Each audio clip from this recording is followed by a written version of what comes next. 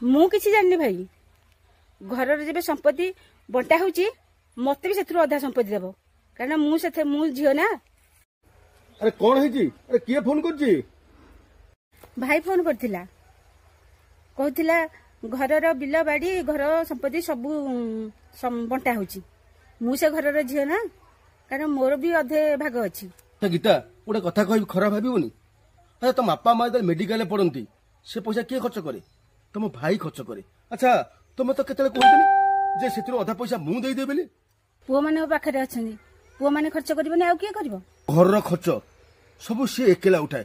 କାଇଁ କେବେ ତମେ ତ କହିନ ମୁଁ କିଛି ଦେଇଦେବି ବୋଲି? ଓ ସମ୍ପତ୍ତି ଭାଗବଣ୍ଟା ଚାଲିଛି ବୋଲି ଆଜି ଫୋନରେ କହୁଛ ମୋ ପାଇଁ ସମ୍ପତ୍ତି ମୋ ଅଧା ରଖିତ ନା? ସବୁ ସୁବିଧା ଅସୁବିଧାରେ କିଏ ସବୁ ସାହା ହୁଏ?